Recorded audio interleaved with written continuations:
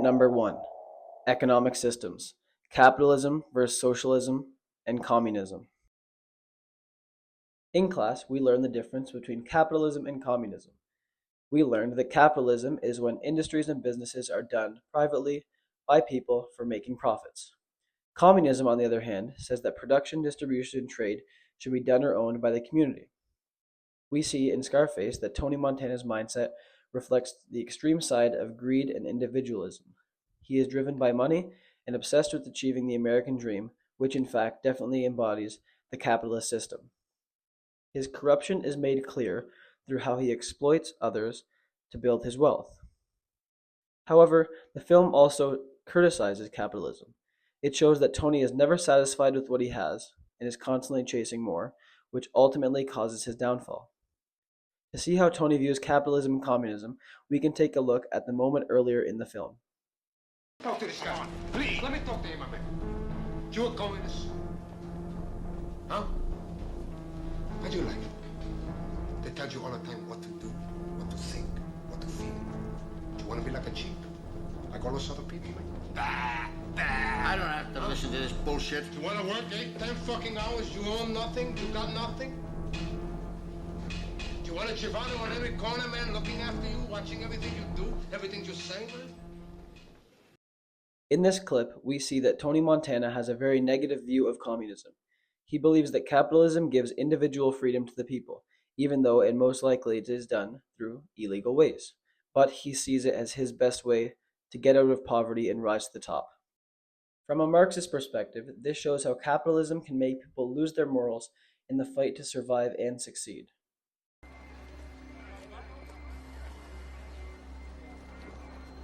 You tell your guys in Miami, your friend, it'd be a pleasure. I kill a communist for fun, but for a green card, I'm gonna carve him up real nice. In What Strange Paradise, capitalism is seen as a system that has failed many refugees, especially in contrast between the wealthy Westerners and the war-torn refugees. Amir flees his home, due to most likely because of the separation between the rich and the poor and the ongoing wars. This system makes people care more about the profit than people's actual lives, and this is especially clear in the quote,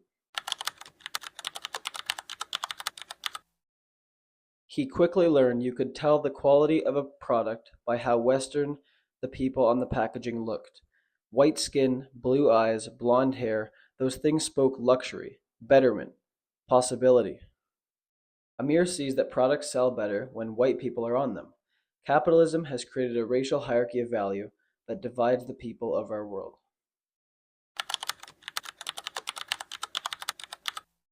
They think there's only so much living to go around. This idea expresses how capitalism makes people think they must hoard resources, while a Marxist or socialist view would aim for a fairer life for all. In later chapters, we see that Amir and Vanna reject this mindset. They focus on more of a human connection than a power or money scheme. We also see a difference in class perspectives between people like Colonel Kethros and Nimra L. Ward and how they treat the refugees. Element number 2, class conflict, bourgeoisie and proletariat. At the beginning of Scarface, we see that Tony Montana starts off as a proletariat.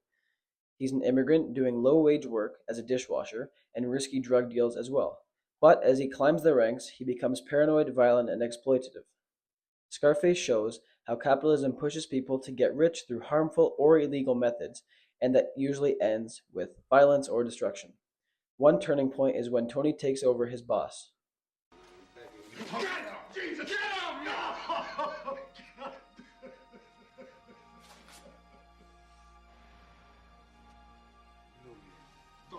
No, don't kill me, please. I won't kill you. Oh, Christ, thank you. Get up. Thank you. Manolo, shoot that piece of chip. No, no, no! No! In this scene, we see the idea of class conflict. Tony knows he's below Frank Lopez and fights back. He becomes class conscious and chooses to rise by force. Another moment we see the capitalist ideology is when Tony Montana is talking to Manny. What I try to tell you, this country, you gotta make the money first. Then when you get the money, you get the power. Then when you get the power, then you get the woman. That's why you gotta make your own moves. This here perfectly sums up the capitalist mindset. Money is the base of respect and influence. It's about who controls the means of production and thus controls society. In What Strange Paradise, the refugees are the proletariats. They are stuck at the bottom, and no matter how hard they try, they can't get out. This is due to the actions of others. Colonel Kethros, the tourists, and the Westerners represent the bourgeoisie. This contrast is shown when Colonel Kethros says, "Of course she was," the colonel says. "They all are, and what do you think the prerequisite for kindness is? Have you ever tried to be kind to someone better off than you?" We can come to understand that capitalism creates distance between the wealthy people and the poor people, and this is the reason that many people suffer in our world today.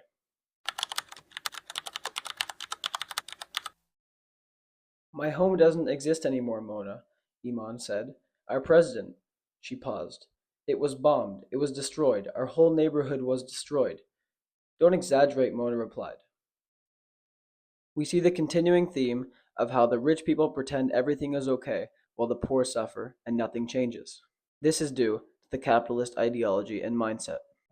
Element number 3, alienation and exploitation. In capitalism, workers are often paid less than what they deserve. They are used and discarded like they are nothing. Tony achieves success through ruthlessness. He treats people like objects and threats.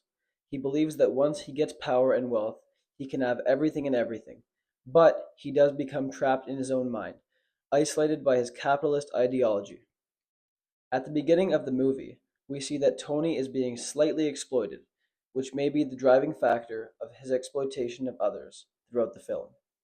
So where's your old man now? He dead. He died. He's sometime. Somewhere. Mother? She dead too. What kind of work you do in Cuba, Tony? You know, things. I was, construction business. I work a lot with my hands. I was in the army. Yeah. Any family in the States, Tony? Any cousins, brother-in-law, anybody? Nobody. Everybody's dead. You ever been in jail, Tony? Me? Jail? No way. No. Been in a mental hospital? Oh, yeah. And the boat coming over. When Tony first arrived in the country, he did nothing wrong. We can see that there is Marxist alienation here. He was used as a tool and not as a person, like the interrogators and the police officers in the room. We see that he was treated much differently and in a much different manner.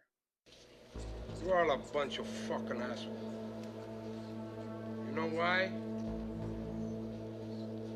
You don't have the guts to be what you want to be. You need people like me.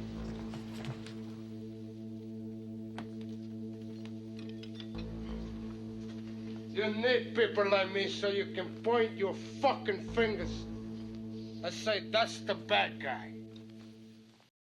Tony understands that society uses him but hates him. Marxism argues that this is the fate of many capitalist systems, valued by their labor but never really respected. In What Strange Paradise, the refugees face both emotional and physical alienation. The system defines them by who they are and not by their actions, and we see this through Amir in the book many times.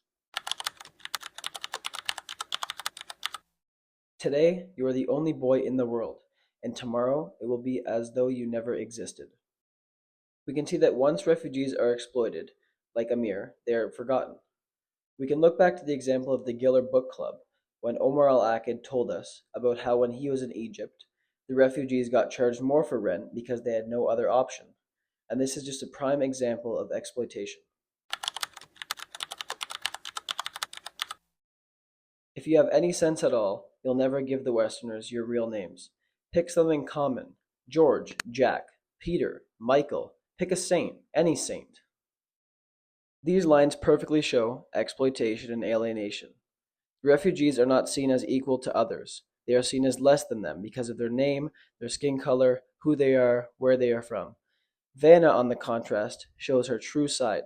She chose love, care, and kindness to a dehumanizing system.